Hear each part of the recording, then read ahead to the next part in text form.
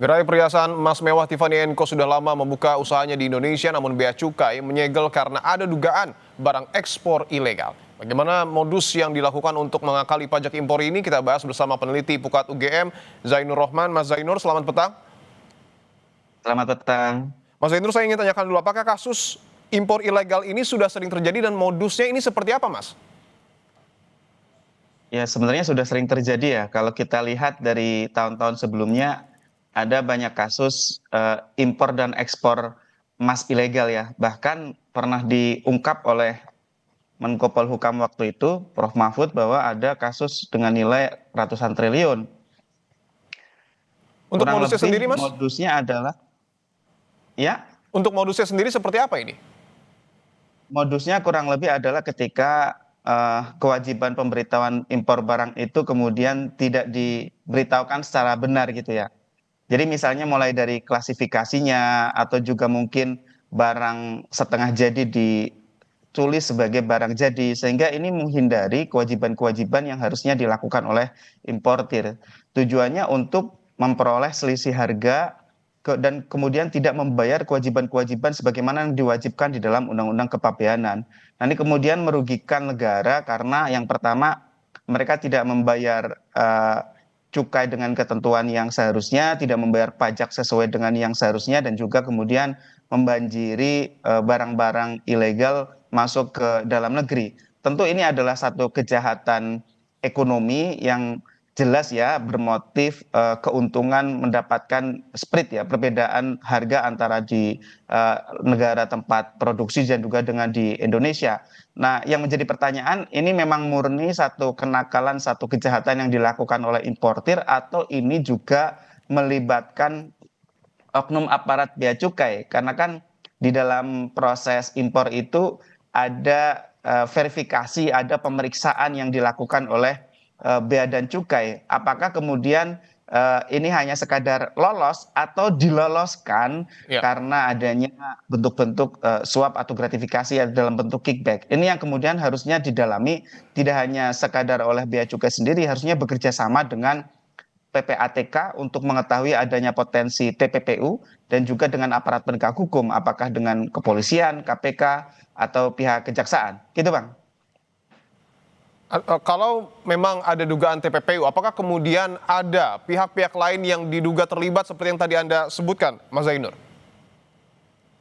Tentu ya. Jadi kan ini sekarang sedang dilakukan pemeriksaan oleh Dirjen Bea dan Cukai terkait dengan toko perhiasan T begitu ya. Ya. Nah, apakah T ini sekadar memalsukan data kepabeanan? Kalau memang benar-benar T hanya sekadar memalsukan data kepabeanan, ada rekayasa dokumen sehingga membayar lebih rendah atau bahkan nol, atau juga mengubah klasifikasi barangnya, maka ini bisa dikenakan Undang-Undang Kepabeanan. Tetapi kalau perusahaan T ini menyuap pejabat di Bea dan Cukai, tentu tidak cukup menggunakan pendekatan Undang-Undang Kepabeanan.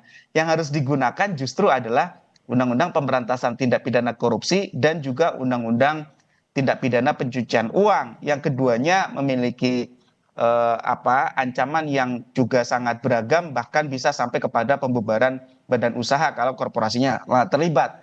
Jadi saya lihat ini memang publik sedang melihat gitu ya, apakah dia bea cukai ini pasca terjadinya OTT di Lampung kemarin, kemudian mereka akan berbenah untuk melakukan pemberantasan impor yang tidak sesuai dengan ketentuan atau kita bisa sebut sebagai impor ilegal, ataukah mereka masih pilih-pilih gitu ya. Jadi menurut saya ini yang ditunggu oleh publik, dan informasi dari PPATK itu nanti akan sangat berharga untuk dapat mengungkap. PPATK akan melakukan analisis terhadap transaksi keuangan dari impor ini, kemudian apakah ada aliran-aliran ke pihak-pihak lain. Inilah yang kemudian harus ditindaklanjuti oleh Kementerian Keuangan itu sendiri. Oke, tentu dengan mengedepankan asas praduga tak bersalah, artinya selain melakukan penyegelan, kemudian juga mendalami kasus ini terkait dengan perusahaan yang bersangkutan, pihak dari Kementerian Keuangan ataupun mungkin Bea Cukai sendiri juga harus memeriksa kondisi internalnya, apakah betul ada pihak-pihak yang juga diduga terlibat. Seperti itu, Mas Zainur. Betul sekali. Jadi tidak boleh berhenti di persoalan dugaan pelanggaran undang-undang kepabeanan gitu ya, soal pencatatan dokumen impor. Tetapi juga yang perlu jadi pertanyaan, kenapa impor ilegal ini bisa berhasil masuk ke Indonesia gitu ya?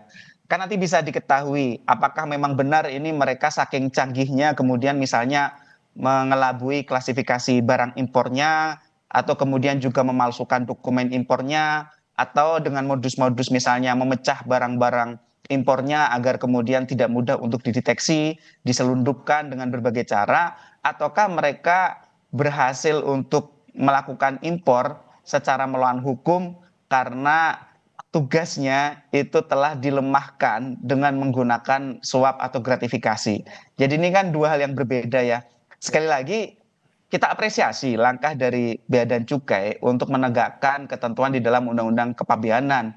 Ya, memang betul bisa dikenakan denda hingga 1000% terhadap mereka yang mengelabui ketentuan-ketentuan impor. Tetapi yang jadi pertanyaan publik, ini sekadar kecanggihan importir mengelabui aparat atau aparatnya yang sudah masuk angin karena terkena suap atau gratifikasi.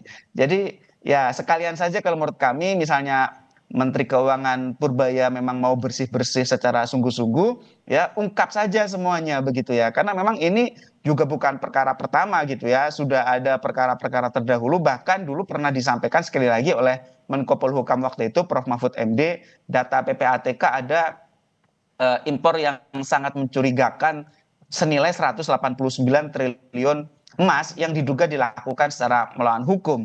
Apakah itu terkait dengan misclassifying HS code-nya Ya, atau juga pemalsuan-pemalsuan dokumen kepabeanannya ya. ya atau bahkan itu memang merupakan satu bentuk impor yang benar-benar 100 ilegal.